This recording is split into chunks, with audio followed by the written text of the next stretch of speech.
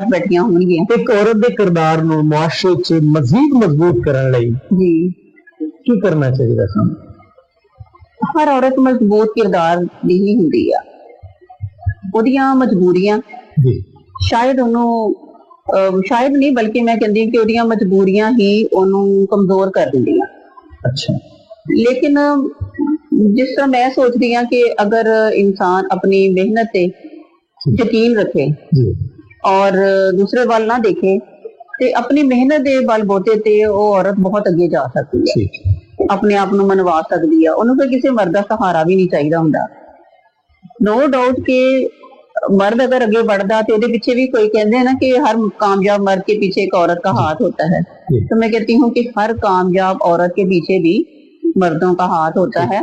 वो मर्द उसका भाई हो, उसका भरा हो सकता। मैं उर्दू च चली गई क्योंकि थोड़े देर पहले जाफर साहब उर्दू बोल रहे थे तुसीं भी नहीं मैनूं इंडिकेट किया नहीं असीं पंजाबी च गलबात कर रहे हैं। सॉरी माजरत क्योंकि पंजाबी साडी बड़ी मिठी ज़बान है। पंजाबी दे विच गल करके ना बंदे नूं लगदा कि असीं अपनी गल कर रहे हैं, अपने घर ही बैठे अपने उधर दी गल कर रहे हैं। जी बिल्कुल। ते ਉਹਦੇ ਵਿੱਚ ਫਿਰ ਇਹ ਹੈ ਕਿ ਜੋ ਦੇਖੋ ਔਰਤ ਅਗਰ ਮੈਂ ਇੱਥੇ ਤੱਕ ਅੱਜ ਤੱਕ ਪਹੁੰਚੀ ਹਾਂ ਤੇ ਮੇਰੇ ਪਿੱਛੇ ਵੀ ਬਹੁਤ ਸਾਰੇ ਮਰਦਾਂ ਦਾ ਹੱਥ ਹੈ ਕਿ ਜਿਹਨੇ ਉਹਦੇ ਵਿੱਚ ਮੇਰਾ ਭਰਾ ਵੀ ਆ, ਮੇਰਾ ਬਾਪ ਵੀ ਹੈ। ਮੇਰੇ ਬਾਪ ਨੇ ਮੈਨੂੰ ਕੌਨਫੀਡੈਂਸ ਦਿੱਤਾ ਤੇ ਮੈਂ ਇੱਥੇ ਤੱਕ ਪਹੁੰਚੀ।